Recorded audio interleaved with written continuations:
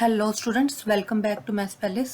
आज हम एक्सरसाइज 5.1 के क्वेश्चन 6 और 7 करेंगे। तो चलिए स्टार्ट करते हैं।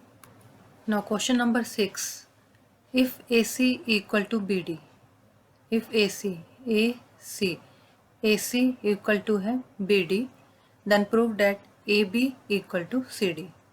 ठीक है, तो सबसे पहले जो गिवन है वो लिखेंगे। गिवन क्या है हमें? AC equal to BD. After that, we will write proof, which is AB equal to CD. ठीक है, now proof. अब स्टार्ट करते हैं। अब देखिए, AC equal to BD। ठीक है, AC अगर B इसका मिड पॉइंट है AC का, तो AB प्लस BC लिख सकते हैं हम। इसी तरह से अगर BD का C मिड पॉइंट है तो BC प्लस CD ऐसे लिख सकते हैं हम। ठीक है, और गिवन है हमें AC इक्वल टू BD, ये लाइन और ये BD इक्वल है। क्लियर?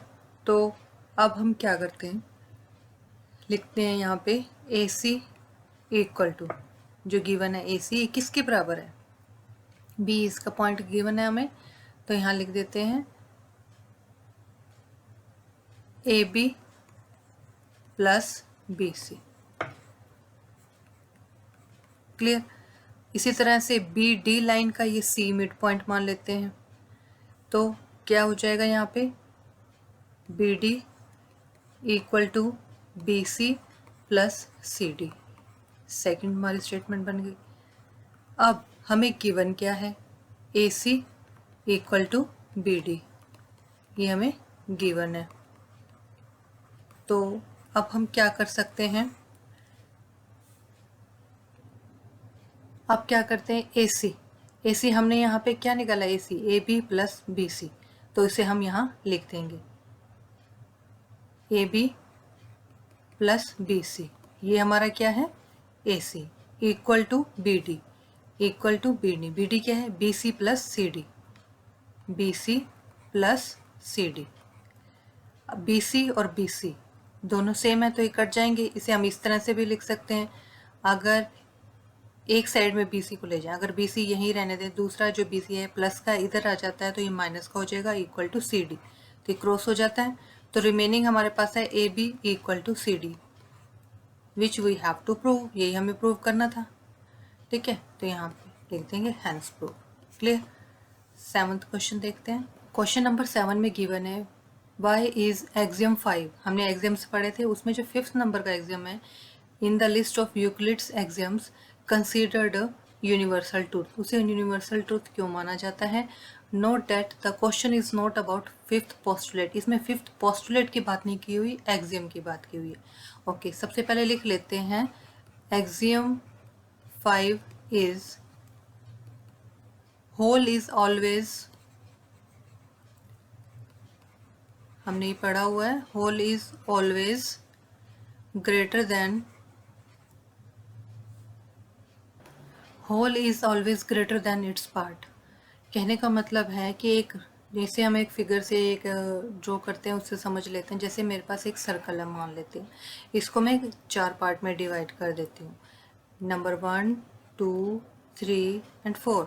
अब ये जो 2 पार्ट है, ये पूरे सर्कल से बड़ा है या छोटा?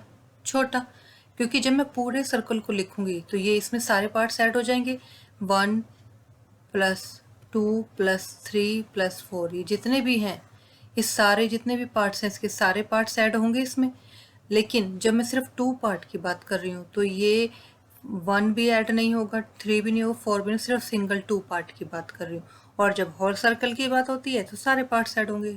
तो होल जो है पार्ट से बड़ा होगा। पार्ट का मतलब होता है ये सिंगल पार्ट, कोई भी पार्ट ले लो, 1 ले लो, ये तब ये भी सिंगल पार्ट है, तो ये सिंगल पार्ट पूरे सर्कल से छोटा होगा। ठीक है, तो वही कहा है, पूरा जो होल होता है वो ऑलवेज ग्रेटर होता है एक सिंगल पार्ट से। क्लियर? तो इसे हम कैसे प्रूव करना, क्यों है ये यूनिवर्सल ट्रूथ, इसके बारे में लिखना है तो लिख लेते हैं, 1-2 लाइन ही लिखने की नीड है इसमें। It is true because part is included into whole, जो पार्ट है वो होल में इंक्लूड होता है, so whole is greater than the part. Clear? अगर पार्ट है जो वो पूरे, ये वाला पार्ट है पूरे होल में इंक्लूड होता है, इसलिए होल जो है is greater than its part. बस इसमें इतना ही करना था। तो यहाँ पे हमारी एक्सरसाइज 5.1 कंप्लीट होती है। होप ये सारे क्वेश्चंस आपको समझ आ गए होंगे। If you have any doubts you can ask in comments. मिलते हैं नेक्स्ट वीडियो में। Till then be happy, stay healthy and keep connected to maths palace.